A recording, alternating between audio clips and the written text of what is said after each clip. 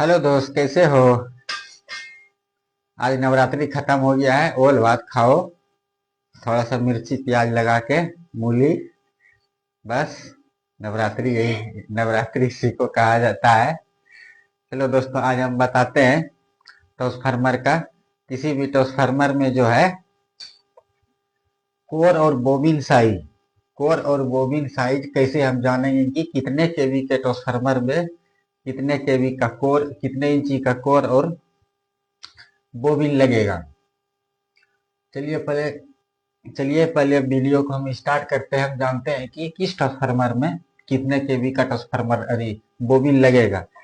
कोई भी ट्रांसफार्मर बनाने से पहले हमें दो चीज पहले पता होना चाहिए। एक तो पहला बोबिन साइज, दूसरा दूसरा उसमें कितना वोल्टेज हम इन करेंगे और कितना उसको आउटपुट चाहिए। इसीलिए ये चार्ट जो है उसी के ही आधार पर हम चार्ट तैयार किए हैं।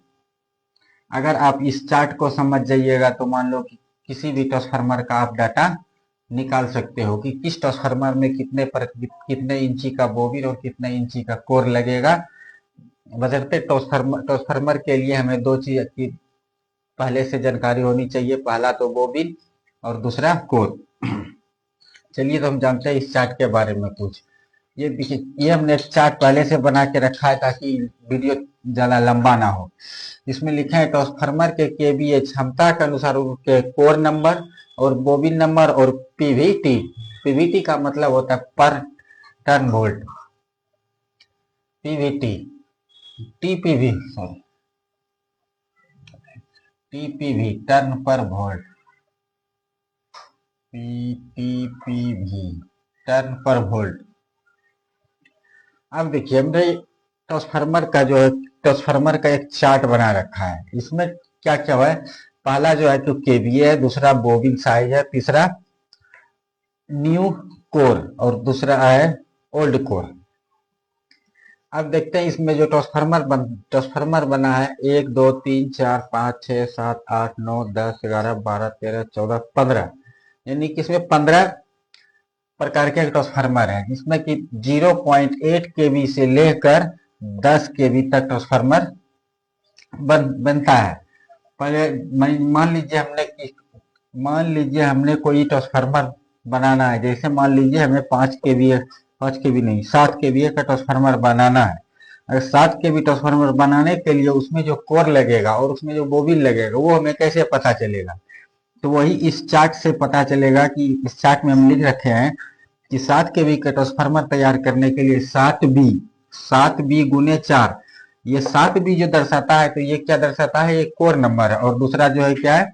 बोबिन की लंबाई है। बोबिन की लंबाई है। तो इससे में ये पता चल गया कि इसमें कोर नंबर कितना लगेगा और बोबिन नंबर कितना लगेगा, बोबिन कितना नंबर का लगेगा। इससे ये जो लिखे हैं 7.5 यानी कि पी टीपीवी, यानी कि एक टर्न पे टीपीवी मतलब इसको 93 75 को जो जो वोल्टेज आप इन करोगे उससे जब गुना कर दोगे तो एक टर्न पे कितना वोल्ट आएगा वो निकल के आ जाएगा। अब बात करते हैं कि हम एक टर्न पे वोल्ट कैसे कितना आएगा कैसे जानेंगे।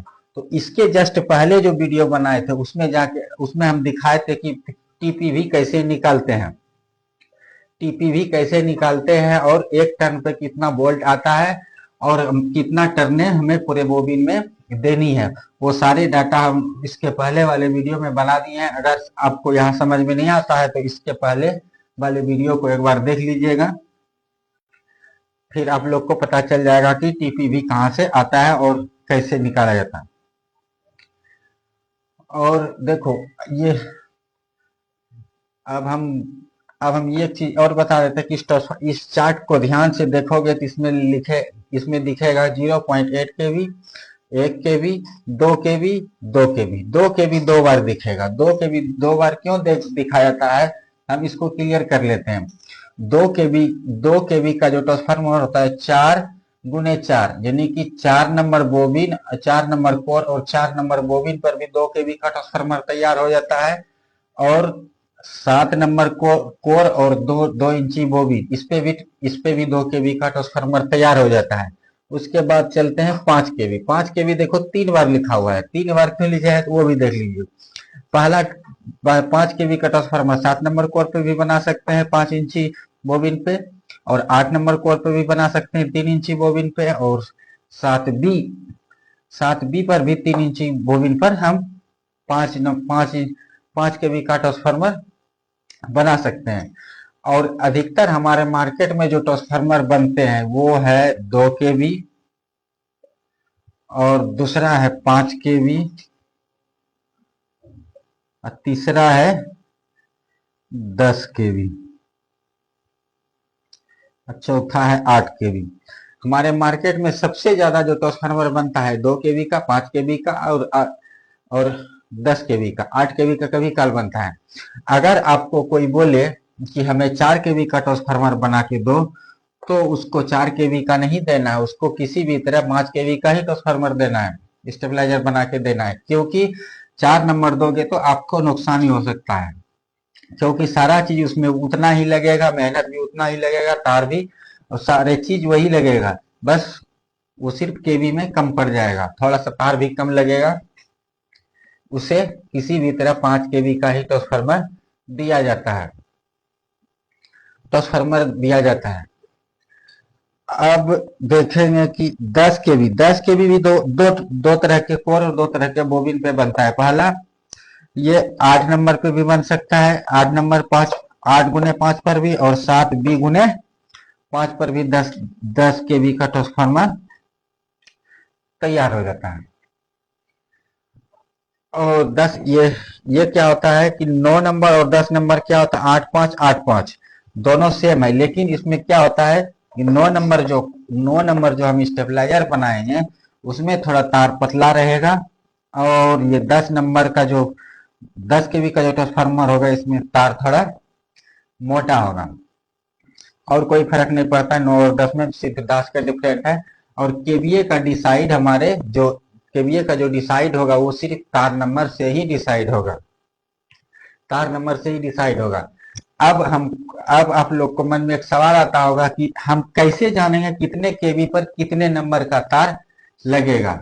तो उसके लिए हम आगे अगले वाले जो इसके जस्ट बाद वाली जो वीडियो बनाएंगे उसमें भी एक चार्ट बना के आप लोग को दिखाएंगे कि कितना केवी पे कितने नंबर तार और कैसे तार का गेज निकाल जाता है। और सारे चीज अगले वाले वीडियो में बताएंगे, किस केवी पर कितने नंबर तार और कितना तार लगेगा, कौन सा कोर पे कितना तार आएगा। और अब ये सारे चीज क्लियर हो गया होगा। इसमें इसमें जो है सारी चीज अब आप लोग का क्लियर हो गया होगा। अब अब जो है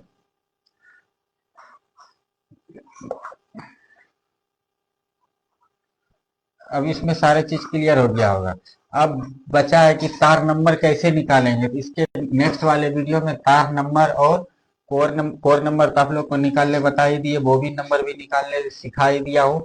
अब बचा है तार नंबर लगाने और तार निकालने, और तार का SWG स्टैंडर्ड वायर गैज कितने कितने नंबर बोबिन पे कितने नंबर की तार लगेगा, वो सारे इसके अगले वाले वीडियो में आप लोग को बता देंगे। ओके।